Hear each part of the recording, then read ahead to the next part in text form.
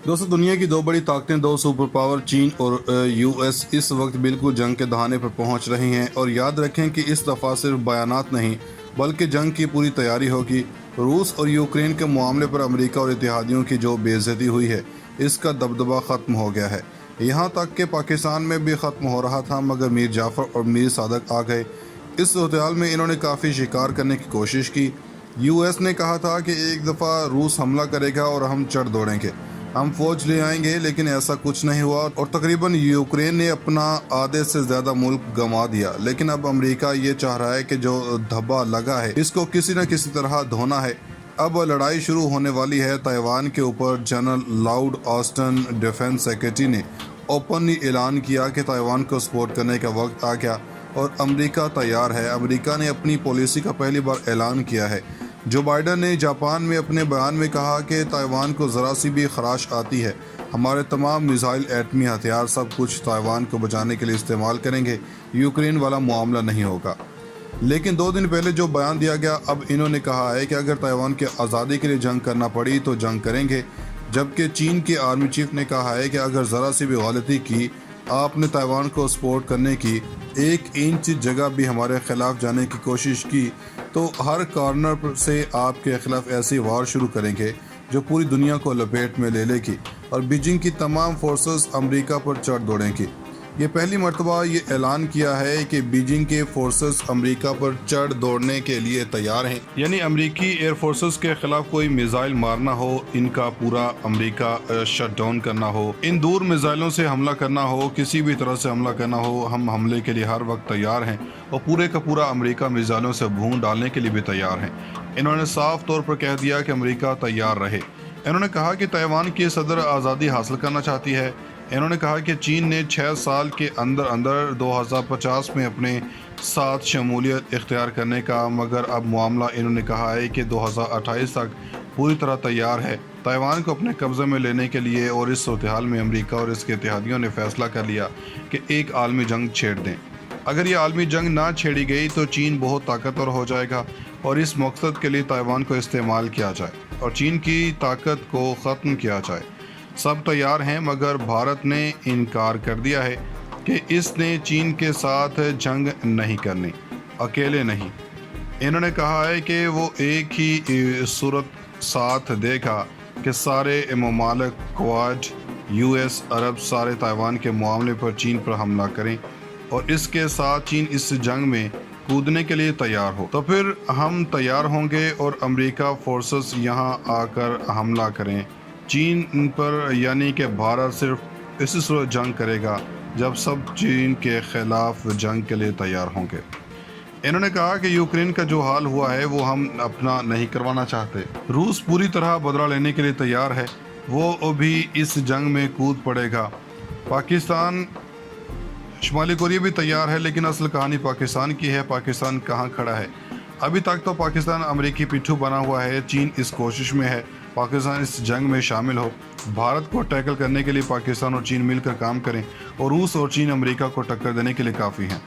जो भी हो, दुनिया भर में एक चीज़ पाई जाती है कि जितने बड़े सुपर पावर हों, अगर अमेरिका समेत दुनिया के तमाम बड़े ममालिक जंग के लिए कूद पड़ें तो पाकिस्तान डॉलर देख रहा हो। ये तो अमेरिकी पिट्ठू हैं। अब सोच लें कि इस मामले के अंदर चीन जितनी कोशिश भी कर ले, मगर इसका नुकसान तो होगा। चीन असल में पूरी तरह टेक्नोलॉजी में इस कदर आगे जा चुका है, वो सब कुछ कर सकता है। अमेरिकी एयर फोर्सेस और लाइट शट डाउन और भारत के ख़िलाफ़ भी ये हो सकता है। पाकिस्तान को भारत के ख़िलाफ़ लड़ना पड़ सकता है, मगर यहाँ पर दलेर क़यादत ज़रूरी है।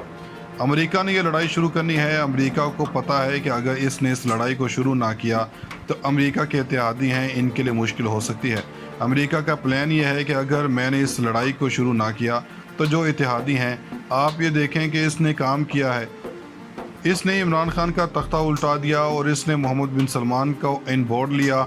यानी पहले इन्होंने बाइडन का फ़ोन नहीं उठाया, जब इन्होंने देखा कि तख्त उल्ट गया तो इन्होंने अपने आप को मूव किया और वो ये देख रहे हैं कि ये एक फ़ोन कॉल पर लेट जाने वाला मुल्क है, लिहाजा बेहतर है कि हम अपना फ़ैसला करें। अब मोहम्मद बिन सलमान कह रहे हैं कि वो डिस्ट्रक्शन की बजाय कंस्ट्रक्शन पर काम करेंगे। देखें, हम न्यूट्रल रहते तो बेहतर था, روس اور یوکرین معاملے پر اب دیکھ لیں کہ 40% سستے پر تیل دے رہے ہیں روس، اور اب ایران کا تیل بھی سستا تیل ہے۔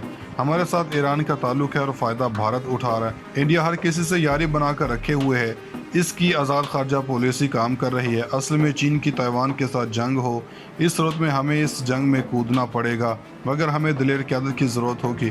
میر جعفروں نے بھاگ جانا ہے، ان کی ساری فیملیز امریکہ میں ہیں۔ یہ سب کچھ پہلے سے موجود ہے کیونکہ وہ اس جنگ میں امریکہ کی مدد کرتے رہے ہیں، لہٰذا اس جنگ کے اندر پاکستان چاہے یا نہ چاہے آپ اس جنگ میں کودنے جا رہے ہیں، اب اس جنگ کا حصہ ضرور بنیں گے۔ دوسری طرف ناظرین کرام، سابق وزیر اعظم پاکستان عمران خان کی طرف سے پاکستان کے 3 ٹکڑے ہونے کے بعد اور پاکستان کی فوج کے تباہ ہو جانے کے بعد پر اس وقت آسمان سر پر اٹھا ہوا ہے، لیکن اس حوالے سے کچھ بہت بڑی آئی اوپنر باتیں ہیں جو عمران خان نے کی ہیں، کیونکہ اب چیزیں واضح ہوتی جا رہی ہیں۔ جہاں پر پیغام پہنچانا تھا وہاں پر یہ پیغام پہنچ چکا ہے، اور اب جیو اور دیگر ادارے اور پورے کا پورا بھانمتی کا کنبہ اور ٹوکرا صحافی عمران خان کی اس سٹیٹمنٹ کو ٹویسٹ کر کے لگا رہے ہیں۔ اپنی مرضی کی جگہ پر مکس کیا جا رہا، اپنی مرضی کا کنٹیکسٹ نکالا جا رہا، اور غالباً ان لوگوں نے ایسا پرسیپشنز دیا ہے کہ عمران خان دھمکیاں دے رہا ہے کہ مجھے اقتدار میں نہ لایا تو پاکستان کی معیشت دیوالیہ ہو جائے گی۔ یعنی پاکستان کو تباہ کرنے کی بات انہوں نے کس کنٹیکسٹ میں کی ہے، اس پر نظر رکھنا ضروری ہے۔ ہم آج بتائیں گے کہ بات ہوئی کیا ہے۔ یہ بات آئی اوپنر ہے ضرور، مگر آپ جناب بلاول بھٹو زرداری جو آج کل بہت پیارے لگ رہے ہیں، جنہیں وزیر اعظم کے لیے تیار کیا جا رہا ہے۔ بلاول بھٹو نے 12 ستمبر کو کہا تھا کہ سندھو دیش سرائکی اور کل بنگلہ دیش بن جائے گا، پختونوں کا دیش بن سکتا ہے۔ یعنی یہ وہ بیان ہے جو بلاول نے دیا تھا۔ 3 ٹکڑوں میں محترم بلاول بھٹو زرداری نے نام لے کر بتا دیے تھے، لیکن اس وقت کسی ٹوکرا صحافی کا ضمیر نہیں جاگا تھا۔ وہ آدمی جو آپ کے فوج اور جوانوں کو کہہ رہا ہے کہ ٹاپ کی لیڈرشپ اگر غیر قانونی کام کرنا چاہتی ہے تو آپ اس کے سامنے کھڑے ہو جائیں، یعنی کہ نواز شریف کے گلو بٹ بن جائیں۔ میاں صاحب نے ویسے ہی تو نہیں کہا تھا یہ دہشت گردی ہے، اس کے پیچھے وردی ہے۔ محسن داوڑ نے یہ نعرہ لگایا تھا اور وہ اس وقت اس پارلیمنٹ کا حصہ ہے، یعنی اب وار کرائم والا بندہ ان کے ساتھ ملا ہوا ہے۔ کل بنگلہ دیش بن جائے گا، پختونوں کا دیش بن سکتا ہے۔ یعنی یہ وہ بیان ہے جو بلاول نے دیا تھا۔ 3 ٹکڑوں میں محترم بلاول بھٹو زرداری نے نام لے کر بتا دیے تھے، لیکن اس وقت کسی ٹوکرا صحافی کا ضمیر نہیں جاگا تھا۔ وہ آدمی جو آپ کے فوج اور جوانوں کو کہہ رہا ہے کہ ٹاپ کی لیڈرشپ اگر غیر قانونی کام کرنا چاہتی ہے تو آپ اس کے سامنے کھڑے ہو جائیں، یعنی کہ نواز شریف کے گلو بٹ بن جائیں۔ میاں صاحب نے ویسے ہی تو نہیں کہا تھا یہ دہشت گردی ہے، اس کے پیچھے وردی ہے۔ محسن داوڑ نے یہ نعرہ لگایا تھا اور وہ اس وقت اس پارلیمنٹ کا حصہ ہے، یعنی اب وار کرائم والا بندہ ان کے ساتھ ملا ہوا ہے۔